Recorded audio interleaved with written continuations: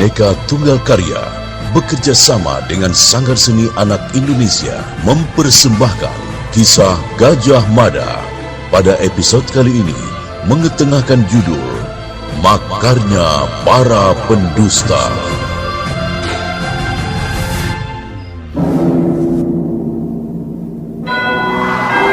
Aku Gajah Mada sebagai patih Hamangkubumi bersumpah,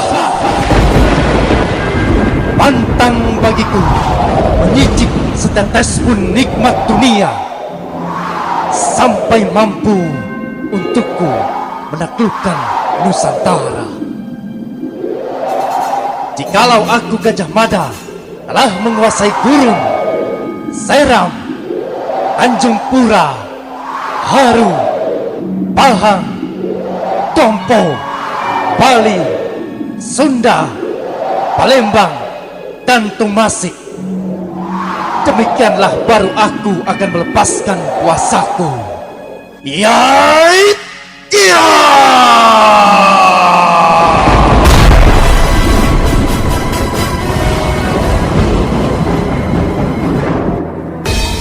Naskah karya Cut Ayu, editor naskah Adi Wirapati, dengan sutradara N. Windoyo. Dalam seri ketiga ini dengan para pemain: Siman Setiawan sebagai Kacapati, Nusri Nurdin sebagai Arya Tada, Imam Purnawan sebagai Ramapati, Julius sebagai Rakuti, Ronto Trisono sebagai Rayuyu, Hadirin sebagai Rabanya, Ida Bagus Aditya sebagai Jaya Negara, Arjuna Putra sebagai Gajah Mada, Ningtyas sebagai Widuri, Rizka Arundipta sebagai Kacapuri, Adi Wirapati sebagai Walanggeni, Putra Belambangan sebagai Gajah Enggon, Danis sebagai Bango Petak, dan Nusri Nurdin pengantar cerita. Selamat menikmati.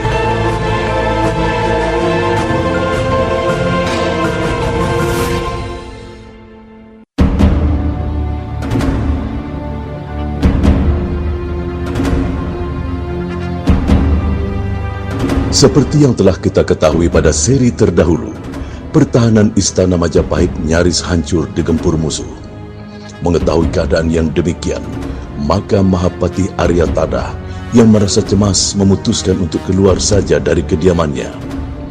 Dalam kecemasannya itu, Mahapati masih sempat mengkhawatirkan keselamatan para abdi dalam. Namun sesampainya di luar dalam kepatihan, pria Parubaya itu terkejut dengan apa yang tengah dilakukan oleh Ramapati. Untuk mengetahui cerita selanjutnya, mari kita ikuti kisah berikut ini.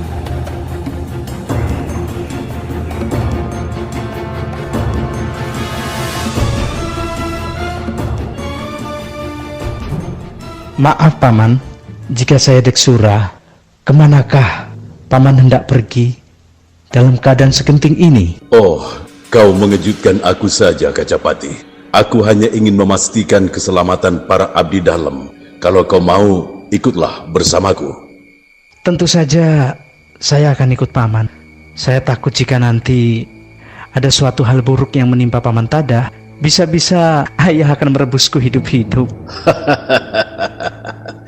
Kau ini ada-ada saja, Kacapati. Baiklah, mari kita pergi sekarang.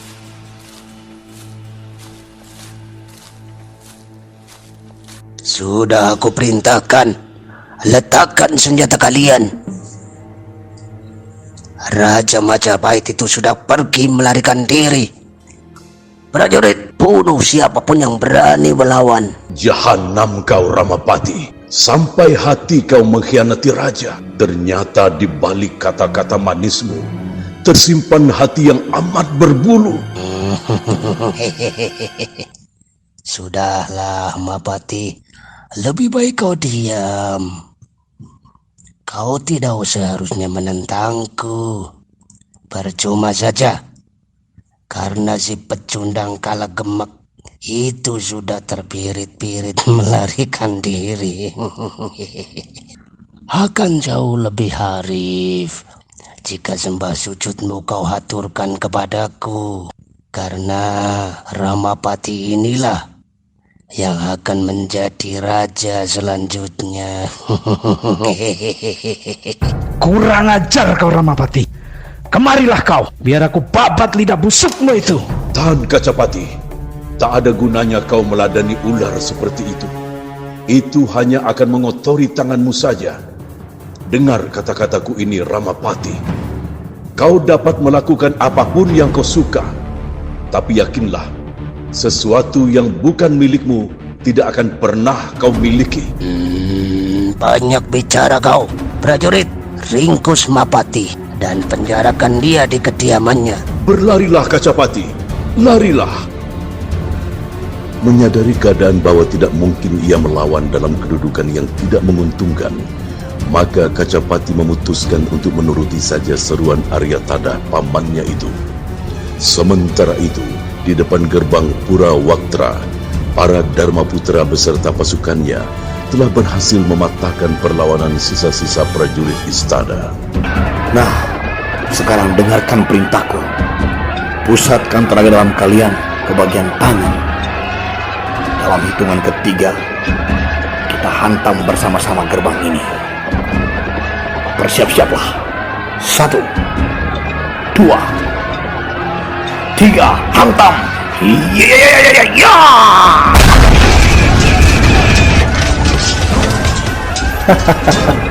Lemah sekali pertahanan kerajaan ini. Setelah aku menjadi raja nanti, akan kupastikan dinding-dinding dan pintu gerbang istana harus dibangun lebih tebal dan lebih kuat lagi. Mari kita masuk semuanya.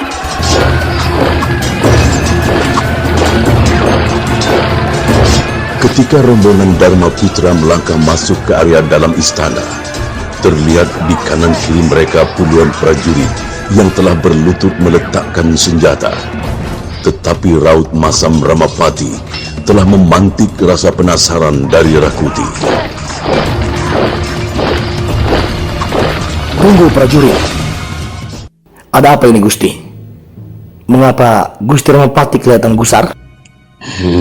Hai, tahukah kau keponakan Mapati Tada yang bernama Kacapati? Dia lolos dari sergapanku. Apakah yang Gusti maksudkan adalah anak muda yang selalu bersama Mapati? Ya. Sarai Gusti. Biarkan saja Rayu dan Rabanyak yang mengejarnya. Benar sekali Gusti. Izinkan kami menangkap bocah tengik itu. Rabanyak, ayo kita pergi. Tunggu Rayu. Aku tugaskan juga kepada kalian untuk memberitahukan kepada seluruh rakyat Majapahit bahwa Jaya Negara telah terguling dari tahta. Karenanya, jika di antara mereka tua muda, laki-laki dan perempuan yang berani memberikan perlindungan terhadap bekas raja itu, akan diberikan hukuman tanpa pengecualian. Paham kalian? Baiklah Rakuti, kami akan melaksanakannya. Mari Rayu. Baiklah Rabanyak. Akan tetapi Rakuti, mohon izinkan kami membawa ikut serta Senopati Barong Lawu. Siapa tahu ada pihak-pihak yang menentang keputusanmu ini. Baik, bawalah dia bersama kalian.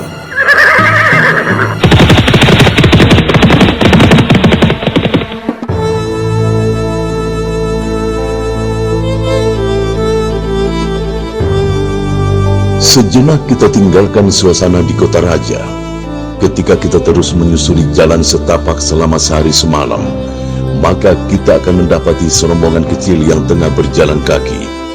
Yang tidak lain dan tidak bukan adalah Widuri, Gajah Mada dan Prabu Jaya Negara itu sendiri. Sudah semenjak tadi sang raja muda itu terus saja menggeremang tak senang.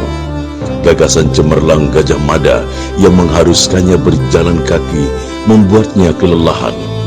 Tidak pernah sekalipun dalam hidupnya Raja Majapahit itu menempuh perjalanan tanpa kereta kuda tunggangan.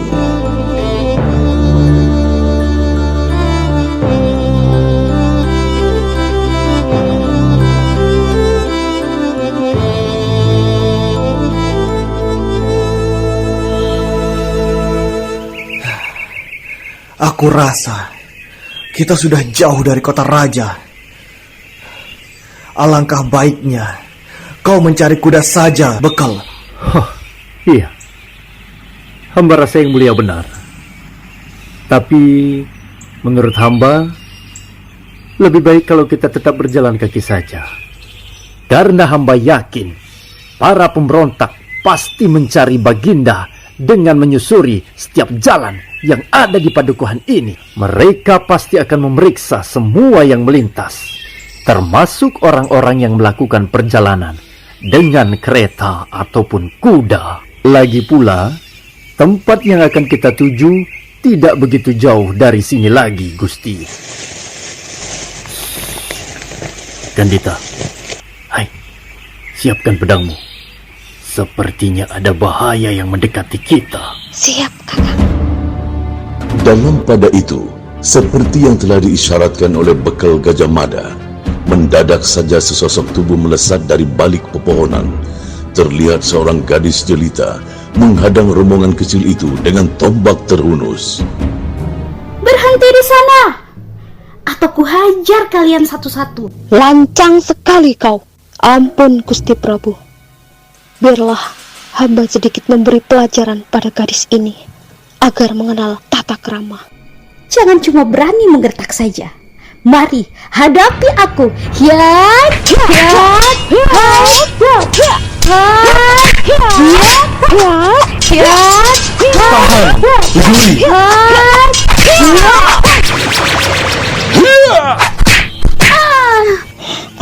Siapa kau, Kisanak? Kenapa tiba-tiba kau mencampuri pertarunganku? Maafkan kelancanganku ini, Nger, yang telah mengganggu pertarunganmu. Namaku Walanggeni. Adapun gadis nakal yang telah menghadang Angger sekalian itu adalah Kacapuri, putriku sendiri. Dan kepada Angger bertiga, aku meminta maaf atas kekurang ajaran putriku. Tapi ayah, mereka memasuki wilayah kita tanpa izin. Sudahlah, Puri. Sebaiknya kau meminta maaf kepada Nona dan kedua tuan ini. Sekali lagi kau berbuat onar, maka tak segan-segan ayah akan turun tangan untuk menghukummu. Maaf, Paman Geni. Saya Gajah Mada. Perjalanan saya jauh-jauh kemari hanya untuk mengunjungi Paman Geni. Dan saya membawa perintah dari Paman Arya Tadah yang harus saya sampaikan langsung kepada Paman Geni. Jagat Dewa Batara, Mada, agaknya mataku sudah terlalu buram. Sampai-sampai aku tidak mengenalimu lagi. Dan siapakah ini? Dewata yang Maha Agung. Maafkan hamba, Gusti Prabu. Mohon terimalah sembah dan sujud hamba. Baiklah, aku terima sembahmu, Paman. Lain daripada itu, apakah Paman sudah mendengar kericuhan yang terjadi di kota raja? Ampun beribu ampun, Gusti. Sebenarnya lah hamba belum mendengar peristiwa itu. Katakanlah, Mada, apa yang telah terjadi? Sebaiknya Paman membaca pesan dari Mahapati terlebih dahulu.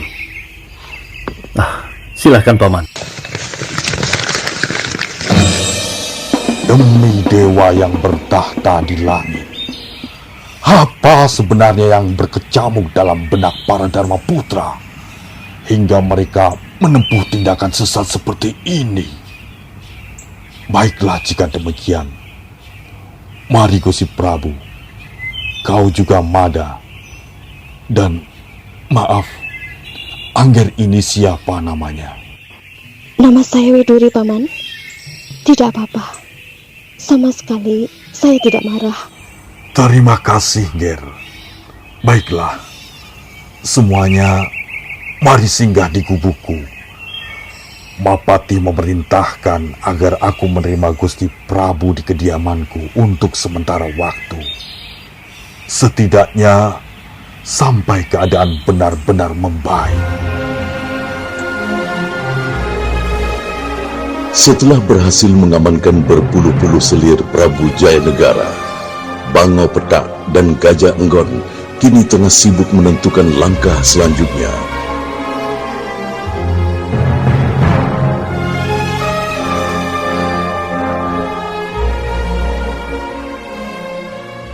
Bagaimana sekarang, Kakang? Apa yang harus kita lakukan? Sebaiknya kita kembali ke kota raja untuk mengamati perkembangan keadaan dan menunggu perintah selanjutnya. Apakah Kakang yakin tidak terjadi sesuatu jika kita meninggalkan para selir, pusaka serta harta istana begitu saja? Tidak apa-apa, Adi. Para selir berada di tempat yang sulit dijangkau. Sedangkan harta dan pusaka istana itu telah kita timbun di tempat tersembunyi, yang hanya kita dan Bekel Gajah Mada saja yang mengetahuinya. Baiklah, agaknya Kakang benar. Mari kita berangkat. Tunggu sebentar, Petak. Apa kau dengar suara itu? Ya, aku mendengarnya, Kakang. Sepertinya ada seseorang yang mencoba mendekat. Bersiaplah.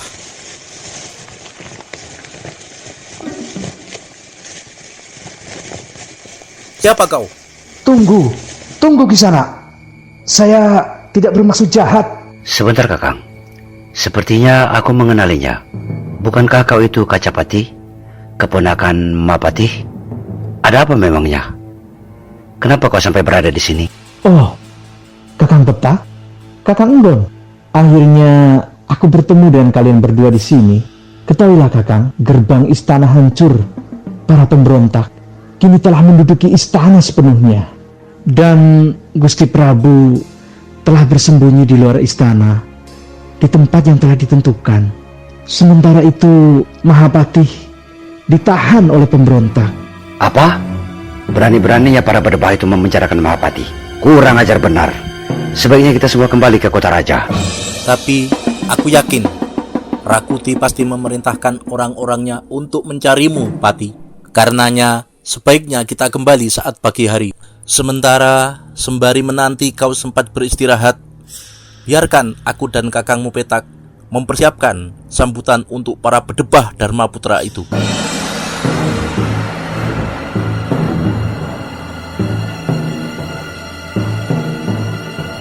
Dalam pada itu, di dalam kota raja, Rabanyak dan Rayuyu tengah menjalankan apa yang diperintahkan oleh Rakuti. Mereka menyampaikan pambiawara itu di tengah alun-alun Majapahit.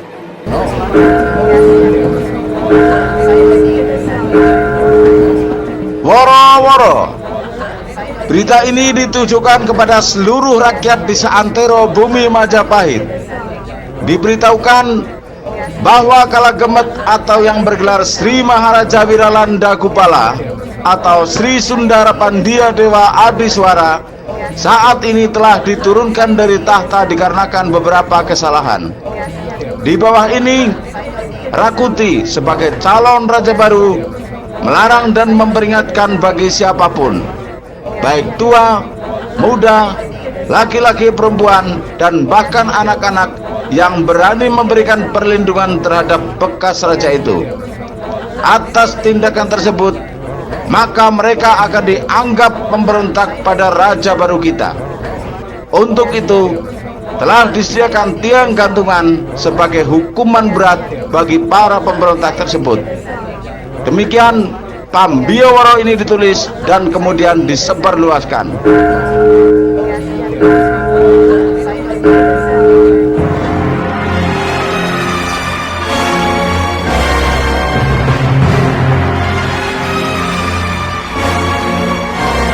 Nah, para pendengar, apakah yang akan terjadi di seluas hamparan bumi Majapahit? Akankah wahyu keraton menjelma dalam diri Rakuti? Untuk mengetahui jawabannya, silakan ikuti seri mendatang. Jangan lupa klik tombol like, subscribe, dan komen. Atas waktu dan perhatiannya, kami ucapkan banyak terima kasih. Sampai jumpa.